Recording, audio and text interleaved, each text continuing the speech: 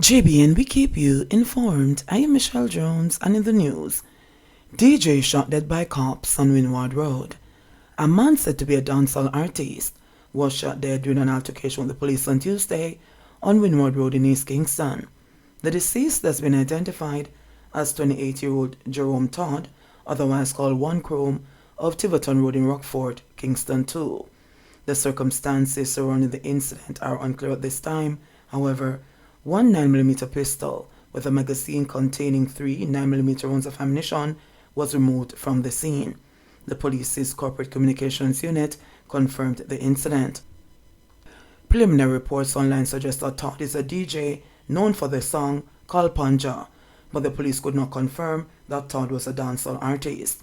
The matter was reported to the Independent Commission for Investigations (INDECOM) and the Inspectorate on Professional Standards Oversight Bureau (IPROBE). Second victim succumbs to injuries following Mandeville party shooting.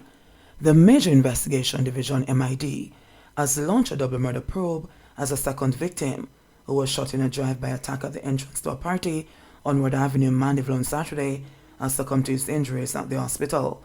Police named the deceased as 37-year-old Dale Clark, a resident of Caledonia Avenue in Mandeville. Police sources said Clark died at the hospital mid-morning on Tuesday. On Saturday, 28-year-old Mario Allen, otherwise called Ruru, a resident of Dunstan District in Manchester, was shot in the incident and later died at the hospital. A police report said about 2:15 a.m. on Saturday, the men were standing on Wood Avenue when they were shot by gunmen traveling in a motor car. Police sources said the men were patrons at a nightclub and lounge. It is suspected that Allen was the target of the shooting in reprisal for the August 5 killing of 35-year-old Adrian Nation, otherwise called Blue, and his uncle, 68-year-old Leslie Levy, otherwise called Lloyd or Rastaman, in Greenvale. The two were buried last Friday, less than 12 hours before Allen was shot on Ward Avenue. 2 guns seized in Mountain View. Police seized 1 gun and several rounds of ammunition at Burger Gully, Mountain View in St. Andrew on Tuesday.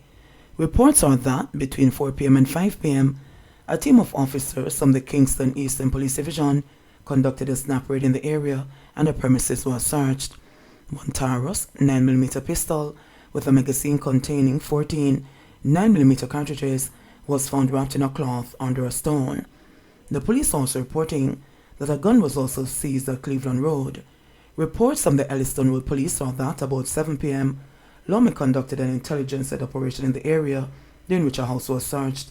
1 illegal gun, an Uzi submachine gun, was found wrapped in a piece of cloth in a room of the house.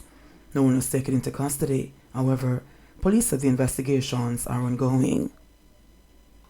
Health condition delays case against man accused of Canis Jackson's murder. The health of murder accused, Robert Fowler, today delayed his case in the Home Circuit Court. The St. Catherine mechanic, who is accused of killing 20-year-old accounting clerk Canis Jackson, was expected to enter a guilty plea today. But when the matter was called up this morning, his attorney Lindell Wellesley informed the judge that Fowler's medical condition was worsening. Fowler, who is also being represented by attorney Althea Freeman, appeared remotely. Justice Vinette Graham Allen subsequently made an order for him to get immediate medical attention.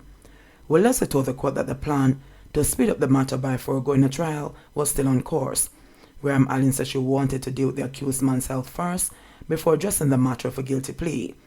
The case was set to be heard again on January 23, 2023. Jackson, who resided in Independence City, Portmore, St. Catherine, was found dead on March 26 last year, 2 days after she was reported missing.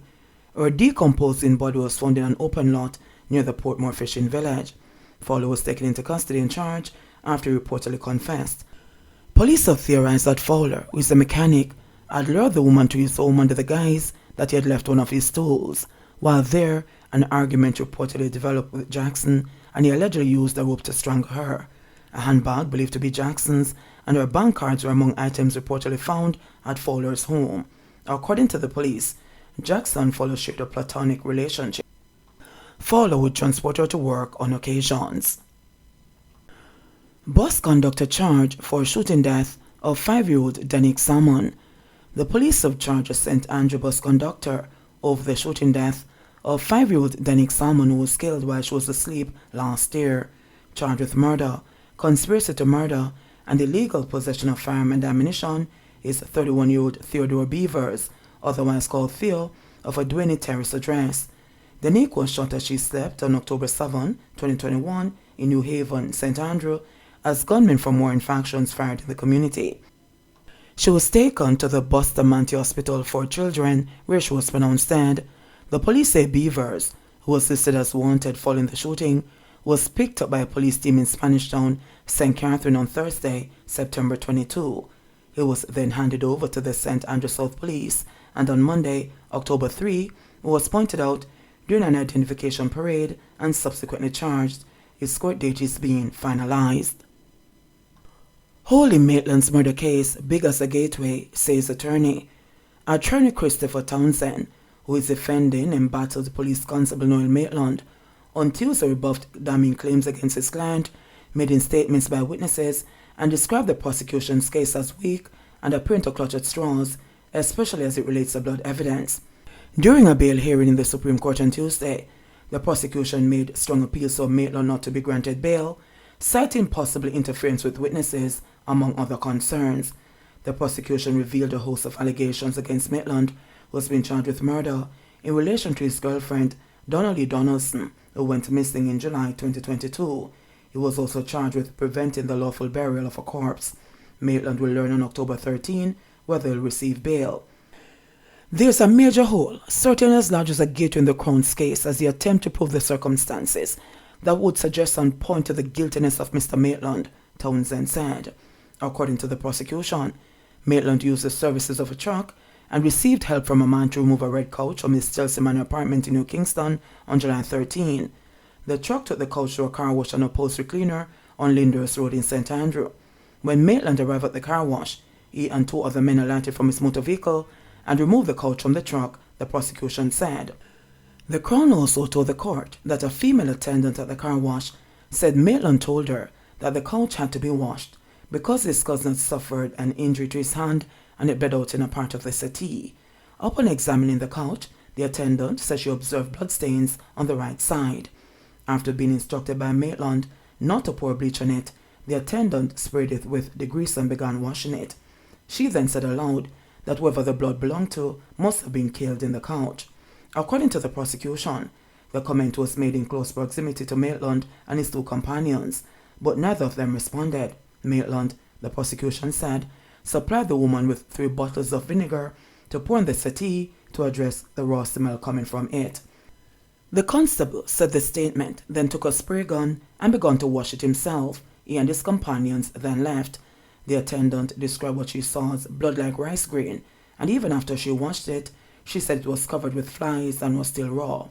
The prosecution also told the court that a neighbor of Maitland, who has numerous cameras on his property, was visited by the constable, who expressed concern that he may have been caught on the tapes. He requested that the files be deleted, but the neighbor refused and later told the authorities that he felt he was being pressured by Maitland.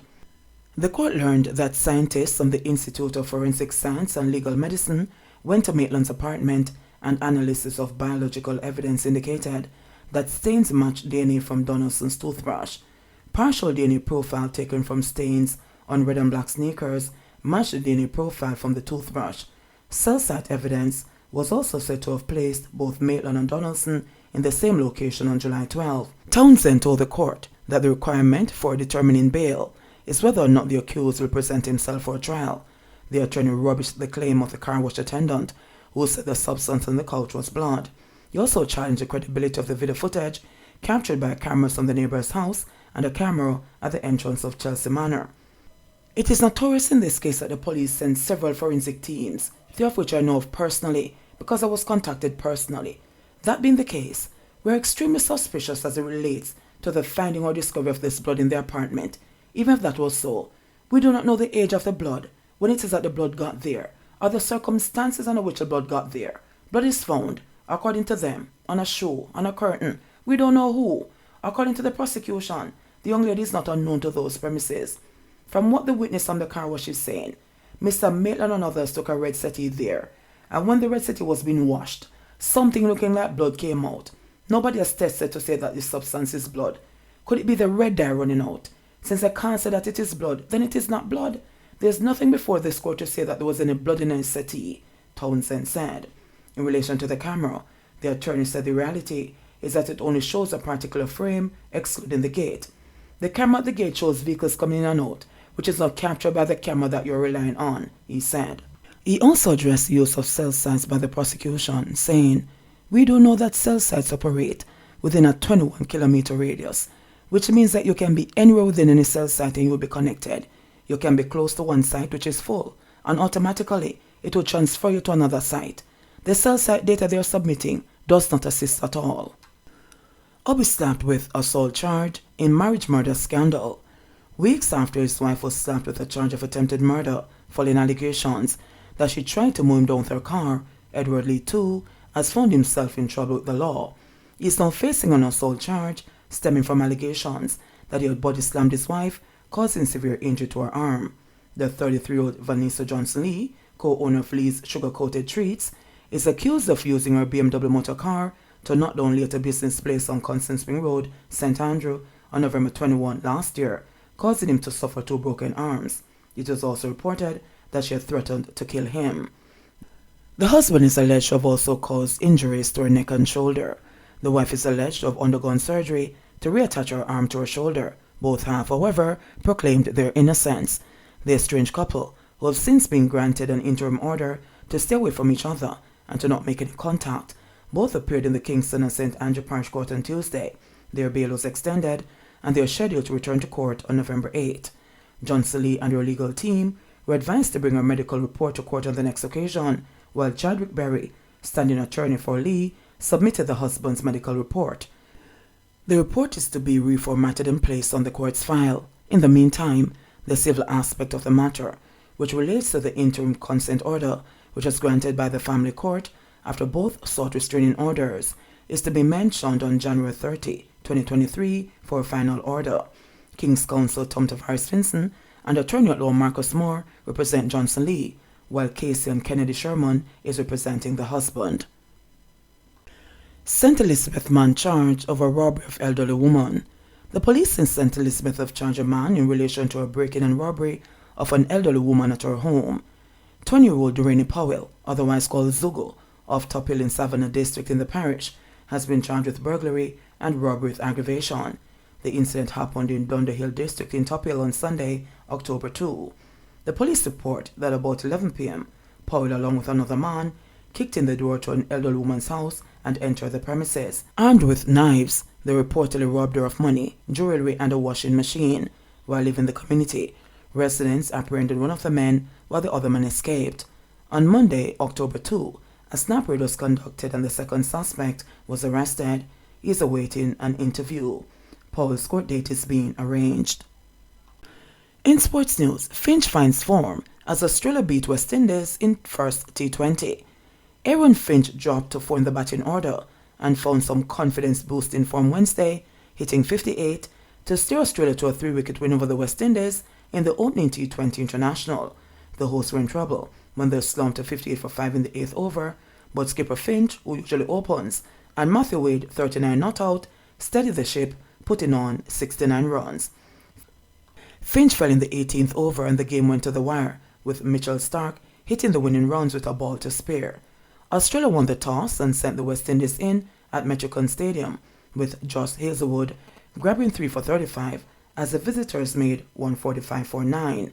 Kyle Mayers top score with 39, while Odean Smith chipped in with 27 crucial late runs after they started strongly but flattered mid-match in the face of quality bowling.